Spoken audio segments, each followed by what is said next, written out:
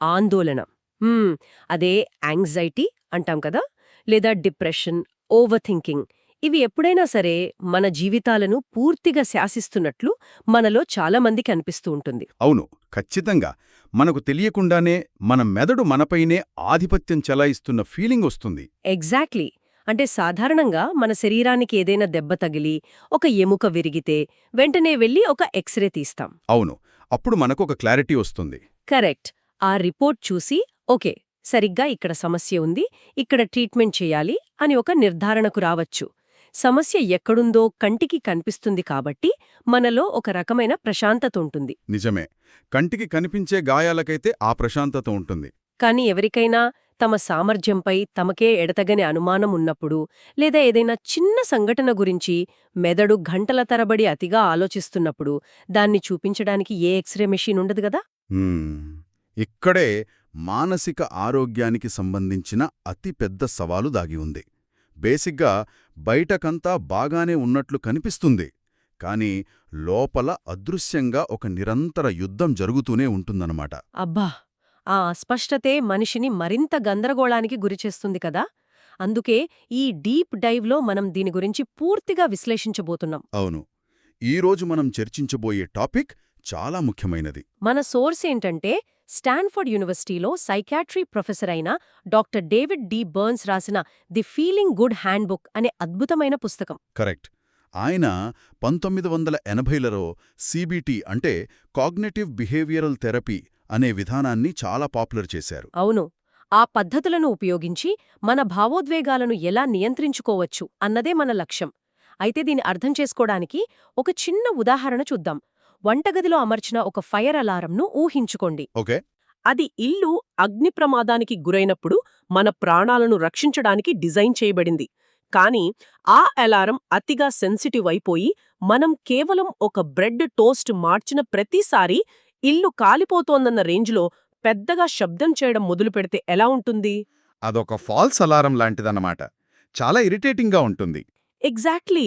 మన మెదడులోని ఆందోళన కూడా సరిగ్గా ఇలాగే పనిచేస్తుందేమో అనిపిస్తుంది. అంటే వాస్తవానికి అక్కడ ప్రమాదమేమీ ఉండదు, కానీ మెదడు మాత్రం ఒక పెద్ద విపత్తు రాబోతోందని ఎమర్జెన్సీ సిగ్నల్స్ పంపుతూనే ఉంటుంది. ఆ ఫైర్ అలారం ఉదాహరణ చాలా పర్ఫెక్ట్గా సూట్ అయింది. ఎందుకంటే ఏంటంటే మన భావోద్వేగాలు వాస్తవానికి ప్రతిస్పందనలు కావు. ఆ పరిస్థితిని మన మెదడు ఎలా అర్థం చేసుకుంటోంది అనేదానికి ప్రతిస్పందనలు మాత్రమే. ఓహో! అంటే బయట జరిగే సంఘటన కన్నా దాన్ని మనం చూసే విధానమే ముఖ్యమంటారా? ఖచ్చితంగా. డాక్టర్ బర్న్స్ పుస్తకం మూల సిద్ధాంతం కూడా ఇదే. ఆలోచనలే భావోద్వేగాలను సృష్టిస్తాయి. సీబీటీ విధానం మనలోని ఆ ఫాల్స్ అలారంను ఎలా ఆపాలో శాస్త్రీయంగా వివరిస్తుంది. చాలా ఇంట్రెస్టింగ్గా ఉంది. అయితే ఇక్కడ మనం ఇంకో విషయాన్ని కూడా ప్రస్తావించాలి. ఈ పద్ధతులను విశ్లేషించడానికి ముందు మనము ఒక విమర్శనాత్మక కోణాన్ని కూడా కన్సిడర్ చెయ్యాలి కదా! అవును, అది చాలా ముఖ్యం. ఎందుకంటే సైకాలజీలో ఎప్పుడూ ఒకే కోణం ఉండదు. కరెక్ట్. మన మానసిక స్థితి కేవలం మన ఆలోచనల వల్ల మాత్రమే ప్రభావితం కాదు కదా! జీవసంబంధమైన అంటే బయోలాజికల్ మరియు పర్యావరణ కారణాలు కూడా తీవ్రమైన ప్రభావం చూపుతాయి. రైట్. ఉదాహరణకు ప్రముఖ సైకియాట్రిస్ట్ యాలెన్ ఫ్రాన్సిస్ రాసిన సేవింగ్ నార్మల్ అనే పుస్తకం వైపు చూస్తే ఆయన ఒక బలమైన వాదనను తెరమీదకు తెచ్చారు. మనం సాధారణ మానవిక భావోద్వేగాలకు అంటే ఒక ఫెయిల్యూర్ వచ్చినప్పుడు పడే సహజమైన బాధకు కూడా మెడికల్ లేబుల్స్ వేస్తున్నామేమో అని ఆయన అన్నారు. అవును, అది నిజమే. ప్రతి చిన్న బాధను ఒక జబ్బులా చూడకూడదనే ఆయన వాదన. ఎగ్జాక్ట్లీ. మెదడులోని న్యూరోకెమికల్ మార్పులను కేవలం ఆలోచనలను మార్చుకోవడం ద్వారా మాత్రమే నయం చెయ్యలేము అని కొందరు నిపుణులు అంటారు కదా! హ్మ్. మనం ఈ రెండు వాదనలను ఇంపార్షియల్గా చూడాలి. ఇది ఖచ్చితంగా పరిగణలోకి తీసుకోవాల్సిన అంశమే. మానసిక ఆరోగ్యం అనేది ఎంతో కాంప్లెక్స్ అయిన విషయం. ఆలెన్ ఫ్రాన్సిస్ చెప్పినట్లు మనిషి అన్నాక బాధపడటం, నిరాశ చెందడం సహజం. వాటిని ప్రతిసారీ డిప్రెషన్ అని ముద్ర వెయ్యకూడదు. కరెక్ట్. అలాగే తీవ్రమైన ట్రామా లేదా జన్యుపరమైన సమస్యలు ఉన్నప్పుడు కేవలం సీబీటీ మాత్రమే మ్యాజిక్ చేస్తుందని డాక్టర్ బర్న్స్ కూడా ఎక్కడా చెప్పలేదు. అంటే ఇది అన్నింటికీ ఒకే సొల్యూషన్ కాదు. అవును, కానీ ఈ విధానం ఎక్కడ బాగా ఉపయోగపడుతుంది అంటే బయోలాజికల్ కారణాల వల్ల ఒక చిన్న అలజడి మొదలైనా దాన్ని భూతద్దంలో చూసి ఆ చిన్న అలజడిని ఒక పెద్ద సుడిగుండంగా మార్చుకునే క్రమాన్ని ఆపడంలో ఇది అద్భుతంగా పనిచేస్తుంది. వావ్! అంటే పరిస్థితిని ఇంకా దిగజార్చకుండా ఆపుతుందన్నమాట. ఎగ్జాక్ట్లీ. మనం మార్చగలిగే ఒకే ఒక్క ఆయుధం మన నియంత్రణలో ఉన్న మన ఆలోచన విధానమే కదా. దీని కొంచెం లోతుగా విశ్లేషిద్దాం. అసలు ఒక ఆలోచన ఒక భావోద్వేగంగా ఎలా మారుతుంది? అంటే ఈ రెండింటి మధ్య జరిగే ఆ మెకానిజం ఏమిటి? మంచి ప్రశ్న. ఉదాహరణకు ఒక ఆఫీస్లో ఎవరైనా పనిలో ఒక చిన్న తప్పు చేశారనుకుందాం. అది ఒక చిన్న పొరపాటు అని సరిదిద్దుకోడానికి బదులు నా కెరియర్ నాశనమైంది, నన్ను రేపే ఉద్యోగం నుంచి తీసేస్తారు అనే భయంకరమైన ఆందోళనకు ఎలా దారితీస్తుంది? బేసిక్గా డాక్టర్ బర్న్స్ దీనిని కాగ్నిటివ్ డిస్టార్షన్స్ లేదా ఆలోచనాపరమైన వక్రీకరణలు అంటారు. Cognitive distortions, okay. అవును. మన మెదడులోకి వచ్చే సమాచారాన్ని ప్రాసెస్ చేసే విధానంలో జరిగే ఎర్రర్స్ ఇవి. ఒక సంఘటన జరిగినప్పుడు మన మెదడు దానికొక అర్థాన్ని ఆపాదిస్తుంది గదా. ఆ అర్థమే ఒక ఫీలింగ్గా మారుతుంది. అర్థమైంది. తప్పు జరిగినప్పుడు వచ్చే బాధ సహజం, కాని నా కెరియర్ నాశనమైంది అని మెదడు రాసుకునే కట్టుకథ మాత్రం అవాస్తవం. ఈ అవాస్తవ ఆలోచనల వల్లే ఆ తీవ్రమైన ఆందోళన పుడుతుంది. ఈ వక్రీకరణలలో నాకు బాగా ఆసక్తికరంగా అనిపించినది ఆల్ ఆర్ నథింగ్ థింకింగ్. అంటే అంతా బాగుండాలి లేదా అంతా నాశనమైపోయింది అనుకోవడం. కరెక్ట్. దీన్నే బ్లాక్ అండ్ వైట్ థింకింగ్ అని కూడా అంటారు. అవును. దీన్ని మనం ఒక ఎవల్యూషనరీ పాయింట్ ఆఫ్ వ్యూలో, అంటే పరిణామక్రమం దృష్టితో చూస్తే మరింత సులభంగా అర్థమవుతుందనిపిస్తుంది. వేల సంవత్సరాల క్రితం మనిషి అడవుల్లో బతుకుతున్నప్పుడు ఒక పొద కదిలితే అది పులి అయి ఉండొచ్చు లేదా గాలికి కదిలి ఉండొచ్చు అని ఆలోచించే సమయం ఉండేది కాదు. నిజమే. అక్కడ టైం తీసుకుంటే ప్రాణాలకే ప్రమాదం. ఎగ్జాక్ట్లీ. అదొక ప్రమాదం, పారిపోవాలి అంతే. అక్కడ ఆలోచన బ్లాక్ అండ్ వైట్గానే ఉండాలి. కాని ఆధునిక ప్రపంచంలో ప్రతిదీ షేడ్స్ ఆఫ్ గ్రేలో, అంటే మధ్యస్థంగా ఉంటుంది. అయినా సరే మన మెదడు ఇంకా ఆ పాత విధానంలోనే పనిచేస్తూ ఒక ప్రాజెక్టు 100% పర్ఫెక్ట్గా రాకపోతే ఇది పూర్తిగా ఫెయిల్యూర్ అని డిసైడ్ చేసేస్తుంటుంది. ఖచ్చితంగా. ఆ పరిణామక్రమం తాలూకా అవశేషాలే మన ప్రస్తుత ఆలోచన లోపాలకు కారణం. ఈ ఆల్ ఆర్ నథింగ్ విధానం వల్ల ఎవరూ ఎప్పటికీ సంతృప్తి చెందలేరు. ఎందుకంటే ఏదీ ఎప్పటికీ 100% పర్ఫెక్ట్గా జరగదు కదా. అవును, పర్ఫెక్షన్ అనేది ఒక భ్రమ. ఇక రెండవ అత్యంత సాధారణమైన వక్రీకరణ ఎమోషనల్ రీజనింగ్. మన మెదడులోని అమిగ్డాలా అంటే భావోద్వేగాల కేంద్రం ఒక భయాన్ని సృష్టించినప్పుడు మన ప్రీఫ్రంటల్ కార్టెక్స్ అంటే లాజికల్ కేంద్రం ఆ భయాన్ని ప్రశ్నించాలి. లాజిక్ వాడాలి. అవును. కానీ ఈ ఎమోషనల్ రీజనింగ్ ఉన్నప్పుడు లాజిక్ అస్సలు పనిచేయదు. నాకు భయంగా ఉంది అంటే అక్కడ ఖచ్చితంగా ప్రమాదం ఉండి తీరుతుంది అని మనిషి బలంగా నమ్మేస్తాడు. ఫీలింగ్స్ అనేవి కేవలం ఫీలింగ్స్ మాత్రమే, అవి వాస్తవాలు కావు అనే ప్రాథమిక సత్యాన్ని ఇక్కడ మెదడు మర్చిపోతోంది. వావ్, ఫీలింగ్స్ వాస్తవాలు కావు, ఇది చాలా పవర్ఫుల్ స్టేట్మెంట్. ఇక్కడే అసలైన ఇంట్రెస్టింగ్ విషయం ఉంది. ఈ వక్రీకరణలు కేవలం భయానికే పరిమితం కావు, మనపై మనం పెట్టుకునే అనవసరమైన ఒత్తిడికి కూడా దారితీస్తాయి కదా. అవును, ఖచ్చితంగా. ఉదాహరణకు షుడ్ స్టేట్మెంట్స్ మరియు లేబులింగ్. ఒక వ్యక్తి ఒక స్టార్టప్ పెట్టి అది ఫెయిల్ అయిందనుకుందాం. ఓకే. నేను వ్యాపారంలో కొన్ని తప్పులు చేశాను, వాటిని సరిదిద్దుకోవాలి అని ఆలోచించాల్సిన మెదడు తనను తాను నేనొక ఫెయిల్యూర్ అని ఒక నెగటివ్ లేబుల్తో ముద్ర వేసుకుంటుంది. ఆ ఒక్క లేబుల్ ఆ వ్యక్తి భవిష్యత్తును పూర్తిగా నాశనం చేస్తుంది. అవును, లేబులింగ్ అనేది మన ఆత్మగౌరవాన్ని శాశ్వతంగా దెబ్బతీసే ఒక ప్రమాదకరమైన ఆయుధం. ఒక పనిలో ఫెయిల్ అవ్వడానికి, ఒక మనిషిగా ఫెయిల్ అవ్వడానికి మధ్య ఉన్న వ్యత్యాసాన్ని మెదడు ఇక్కడ చెరిపేస్తుంది. అబ్బా, నిజమే. ఆ రెండు వేరువేరు విషయాలు కదా. కరెక్ట్. అలాగే నేను ఖచ్చితంగా ఇలాగే ఉండాలి, నా పనులు ఎప్పుడూ సకాలంలో అయిపోవాలి అని షుడ్ అనే పదాలతో మనపై మనం కఠినమైన నియమాలు పెట్టుకున్నప్పుడు, వాస్తవం ఆ నియమాలకు విరుద్ధంగా జరిగినప్పుడు మనపై మనకే తీవ్రమైన కోపం, అసహ్యం వస్తాయి. రైట్. ఇక్కడే నాకొక ముఖ్యమైన సందేహం వస్తోంది. చెప్పండి. ఒకవేళ ఇవన్నీ వక్రీకరణలు, తప్పు ఆలోచనలు, వీటిని మనం మార్చుకోవాలి అని అనుకుంటే అప్పుడొక వ్యక్తికి అసలు ఏడుపు రాకూడదా? బాధ, కోపం రాకూడదా? ఇది చాలామంది అడిగే ప్రశ్నే. డిస్టార్షన్ ఉంది, నేను దాన్ని ఫ్యాక్ట్ చెక్ చేయాలి అని కూర్చుంటే మనం మన సహజమైన భావోద్వేగాలను అణచివేస్తున్నట్లు కాదా? ఈ సీబీటీ పద్ధతి మనుషులను ఎమోషన్స్ లేని రోబోళ్ల మారుస్తుందా? ఇది చాలా బరువైన మరియు అత్యంత అవసరమైన ప్రశ్న.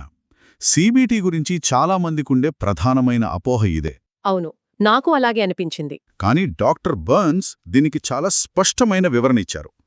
మానసిక శాస్త్రంలో మనం క్లియో పెయిన్ మరియు డర్టీ పెయిన్ అని 2 రకాల బాధలను గుర్తిస్తాం. క్లీన్ పెయిన్, డర్టీ పెయిన్ అంటే ఏంటి? ఆత్మీయులు దూరమైనప్పుడు ఏడవడం, ఎవరైనా మోసం చేసినప్పుడు కోపం రావడం, ఇవి సహజమైన ఆరోగ్యకరమైన భావోద్వేగాలు. ఇది క్లీన్ పెయిన్. దీన్ని మనం అంగీకరించాలి, పూర్తిగా అనుభవించాలి. సీబీటీ ఈ సహజమైన బాధను ఆపమని ఎప్పుడూ చెప్పదు. ఓహో, అంటే వాస్తవానికి దూరంగా మన మెదడు అల్లే కథల వల్ల వచ్చే బాధను డర్టీ పెయిన్ అంటారా? సరిగ్గా పట్టుకున్నారు. ఆత్మీయులు దూరమైనప్పుడు ఏడవటం క్లీన్ పెయిన్ అయితే, ఆ బాధలో ఉండి ఇక నా జీవితం ముగిసిపోయింది, నేను జీవితాంతం ఇలాగే ఒంటరిగా నరకం అనుభవిస్తూ బతకాలి, నాకెవ్వరూ లేరు అని వాస్తవానికి దూరంగా భవిష్యత్తును ఊహించి భయపడటం డర్టీ పెయిన్. అబ్బా, ఎంత స్పష్టంగా ఉందో ఈ తేడా! అవును. ఈ అదనపు బాధను సృష్టించే తప్పుడు ఆలోచనలను, అంటే ఆ డిస్టార్షన్స్ని మాత్రమే సీబీటీ సవరించమని చెబుతుంది. మనల్ని రోబోల్లా మార్చడం కాదు, అనవసరమైన నరకం నుండి మనల్ని కాపాడటమే దీని అసలు ఉద్దేశ్యం. ఇది చాలా బ్యూటిఫుల్ వివరణ. మరి ఈ తప్పుడు ఆలోచనలు మనల్ని మాత్రమే కాదు, మన చుట్టూ ఉన్నవారితో మన సంబంధాలను కూడా ఎలా నాశనం చేస్తాయో ఆలోచిస్తే చాలా ఆశ్చర్యంగా ఉంటుంది ఖచ్చితంగా. రిలేషన్షిప్స్లో దీని ప్రభావం చాలా ఉంటుంది. కదా. ఉదాహరణకు, ఒక ఆఫీస్లో 2 సహోద్యోగుల మధ్య లేదా భార్యాభర్తల మధ్య గొడవ జరిగినప్పుడు ఒకరు "నువ్వెప్పుడు నా మాట వినవు" అంటారు, మరొకరు "నువ్వే ఎప్పుడు నన్ను విమర్శిస్తుంటావు" అంటారు. ఎవరికి వారు తాము చెప్పేదే సత్యం అని బలంగా నమ్ముతారు కదా. అవును. ఇక్కడ ఈగో మరియు డిస్టార్షన్స్ కలిసే ఒక అదృశ్య గోడను నిర్మిస్తాయి. ఆ ఈగో అనేది చాలా డేంజరస్. నిజమే. మన భావోద్వేగాలు ఎంత బలంగా ఉంటాయంటే, అవతలి వ్యక్తి వాదనలో కనీసం 10% నిజం ఉన్నా సరే దాన్ని వినడానికి మన మెదడు అస్సలంగీకరించదు. నేనే కరెక్ట్ అనే ఉచ్చులో పడిపోతాం. రైట్. డాక్టర్ బర్న్స్ కమ్యూనికేషన్ గురించి చెప్పేటప్పుడు ఆరోగ్యకరమైన సంబంధాలకు పునాది కేవలం అవతలి వ్యక్తి మాటల్లో ఉన్న ఆ కొద్దిపాటి నిజాన్నైనా అంగీకరించి తీరడమే అంటారు. మన వక్రీకరించబడిన ఆలోచనలను మనం సమర్థించుకోవడం మానేసినప్పుడే నిజమైన కమ్యూనికేషన్ మొదలవుతుంది. సిద్ధాంతపరంగా ఇవన్నీ వినడానికి అద్భుతంగా ఉన్నాయి, కాని ఆచరణలో ఇది సాధ్యమేనా అన్నదే నా అసలు ప్రశ్న. ఆచరణ కూడా సాధ్యమే. దానికి కొన్ని టెక్నిక్స్ ఉన్నాయి. అవును, ఆ టెక్నిక్స్ గురించి మాట్లాడదాం. పుస్తకంలో డాక్టర్ బర్న్స్ సూచించిన డైలీ మూడ్ లాగ్ గురించి చూద్దాం. ఒక కాగితం మీద మన నెగటివ్ ఆలోచనను రాసి, అందులో ఉన్న డిస్టార్షన్ ఏమిటో గుర్తించి, దానికి ప్రత్యామ్నాయంగా ఒక హేతుబద్ధమైన అంటే రేషనల్ ఆలోచన రాయాలి అని ఆయన చెప్పారు. కరెక్ట్. అదే డైలీ మూడ్ లాగ్ పద్ధతి. వినడానికి బాగానే ఉంది, కాని రియాలిటీలో ఒక వ్యక్తి తీవ్రమైన ఆందోళనతో, గుండె ధడతో, పానిక్ అటాక్లో ఉన్నప్పుడు "ఆగు, నేనొక పెన్ పేపర్ తీసుకుని నా కాగ్నిటివ్ డిస్టార్షన్స్ రాసుకుంటాను" అని కూర్చోవడం అసాధ్యం కదా. అంత తీవ్రమైన ఎమోషన్లో ఉన్నప్పుడు మెదడు ఎలా సహకరిస్తుంది? మీరు అడిగిన ఈ ప్రశ్నలోనే అసలైన సైన్స్ దాగి ఉంది. పానిక్ అటాక్ లేదా తీవ్రమైన కోపం పీక్ స్టేజ్లో ఉన్నప్పుడు ఖచ్చితంగా ఎవ్వరూ పెన్ పట్టుకుని రాయలేరు, రాయకూడదు కూడా. అవును కదా. అప్పుడు ఏమీ అర్థం కాదసలు. ఎందుకంటే ఆ సమయంలో మెదడులోని అమిగ్డాలా పూర్తిగా హైజాక్ చేసి ఉంటుంది. అయితే ఈ డైలీ మూడ్లాగ్ అనేది ఎమర్జెన్సీ ట్రీట్మెంట్ కాదు. అదొక systematic brain rewiring process. Emotion కొంచెం చల్లబడ్డాక, ప్రశాంతంగా ఉన్నప్పుడు దీన్ని ప్రాక్టీస్ చేయాలి. ఓహో, అంటే అప్పటికప్పుడు చేసే ఫస్ట్ ఎయిడ్ లాంటిది కాదన్మాట. అయితే ఇక్కడ ఇంకో డౌట్. కేవలం మనసులో ఆలోచించుకుంటే సరిపోదా? ఖచ్చితంగా పేపర్ మీదేందుకు రాయాలి? ఎందుకంటే న్యూరోప్లాస్టిసిటీ. న్యూరోప్లాస్టిసిటీ కొంచెం వివరంగా చెప్తారా? తప్పకుండా. కేవలం మనసులో ఆలోచిస్తే భయంతో కూడిన పాత న్యూరల్ నెట్వర్క్స్ ద్వారానే మనం మళ్ళీ ఆలోచిస్తాం. కానీ ఒక పెన్ తీసుకుని పేపర్ మీద రాయడం మొదలుపెట్టగానే మన మెదడులోని ప్రీఫ్రంటల్ కార్టెక్స్ అంటే లాజిక్ అండ్ రీజనింగ్ కేంద్రం యాక్టివేట్ అవుతుంది. అబ్బా, అంటే మనం ఫిజికల్గా రాస్తున్నప్పుడు వేరే బ్రెయిన్ పార్ట్ పనిచేస్తుందన్నమాట. ఎగ్జాక్ట్లీ. వాస్తవాలను కళ్ల ముందు అక్షరాల రూపంలో చూసినప్పుడు భావోద్వేగాల తీవ్రత ఆటోమేటిక్గా తగ్గుతుంది. ప్రతిరోజూ ఇలా తప్పు ఆలోచనను గుర్తించి సరైన ఆలోచనను రాయడం ద్వారా మెదడులో కొత్త న్యూరల్ పాత్వేస్ బలంగా ఏర్పడతాయి. రాబోయే కాలంలో పానిక్ అటాక్స్ రాకుండా ఇది ఒక షీల్డ్లా పనిచేస్తుంది. వావ్, ఇది కేవలం ఒక సైకలాజికల్ ట్రిక్ మాత్రమే కాదు, బ్రెయిన్ నిర్మాణాన్ని మార్చే ఒక బయోలాజికల్ ప్రాసెస్ అన్నమాట. సూపర్బ్. అవును, ఇది చాలా ఎఫెక్టివ్ పద్ధతి. ఇక రెండవ టెక్నిక్ డబుల్ స్టాండర్డ్ మెథడ్. ఇది నాకు పర్సనల్గా చాలా కనెక్ట్ అయింది. అవును, చాలామందికి ఇది సులభంగా అర్థమవుతుంది.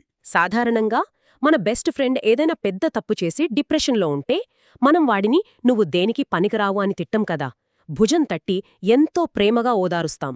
పర్లేదు, పొరపాట్లు సహజం, నెక్స్ట్ టైం చూసుకుందాం అని ధైర్యం చెబుతాం. కరెక్ట్, మనం వాళ్ల పట్ల చాలా దయ చూపిస్తాం. కాని అదే తప్పు మనం చేస్తే మాత్రం మన లోపల ఉన్న ఒక క్రూరమైన విమర్శకుడు నిద్రలేచి మనల్ని మనం దారుణంగా తిట్టుకునేలా చేస్తాడు. ఎందుకు ఈ ద్వంద్వ వైఖరి? ఎందుకంటే మన పట్ల మనం కరుణ అంటే సెల్ఫ్ కంపాషన్ చూపించడం ఒక బలహీనత అని మనకు చిన్నప్పటినుంచి నూరిపోయబడింది. మనం కఠినంగా ఉంటేనే సక్సెస్ అవుతామనే ఒక అపోహ ఉంది. నిజమే, మనల్ని మనం పనిష్ చేసుకోవాలి అనుకుంటాం. డాక్టర్ బర్న్స్ అడిగేది ఇదే. ఒక వ్యక్తి తన స్నేహితుడు కష్టకాలంలో చూపించే ఆ ప్రేమను, ఆ ఆదరణను తనకు తానెందుకిచ్చుకోలేడు? ఈ డబుల్ స్టాండర్డ్ మెథడ్ ద్వారా మనతో మనం ఒక స్నేహితుడిలా మాట్లాడటం అలవాటు చేసుకోవాలి. మనల్ని మనం క్షమించుకోవడం నేర్చుకోవాలి. రైట్, ఇది వినడానికి చాలా హాయిగా అనిపిస్తోంది. ఇక ఎక్స్పెరిమెంటల్ టెక్నిక్ లేదా ఆధారాలను పరీక్షించడం అంటే ఎగ్జామిన్ ది ఎవిడెన్స్ అనే మూడవ పద్ధతి కూడా దాదాపు దీన్నే సూచిస్తోంది కదా. అవును, కొద్దిగా సిమిలర్గానే ఉంటుంది. మన నెగటివ్ ఆలోచనను ఒక వాస్తవంలాగా కాకుండా ఒక హైపోథెసిస్ అంటే ఒక ఊహలాగా పరిగణించాలి. నేను ఏ పని సరిగ్గా చెయ్యలేను అనే ఆలోచన రాగానే దానికి వ్యతిరేకంగా ఉన్న సాక్ష్యాలను వెతకాలి. కరెక్ట్, ఒక లాయర్ లాగా మనల్ని మనమే డిఫెండ్ చేసుకోవాలి. ఎగ్జాక్ట్లీ. గతంలో మనం సాధించిన విజయాలను ఒక సైంటిస్ట్ లాగా విశ్లేషించాలి.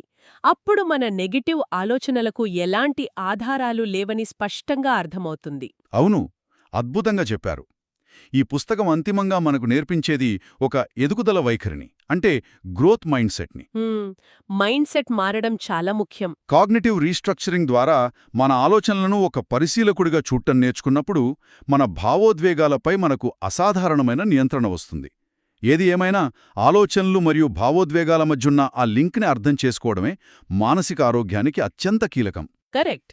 ఈ డీప్ డైవ్ ప్రారంభంలో మనం మాట్లాడుకున్నట్లు మన మెదడు లోపల జరిగే ఆ అదృశ్య యుద్ధంలో వాస్తవాలు కంటికి కనిపించవు కదా.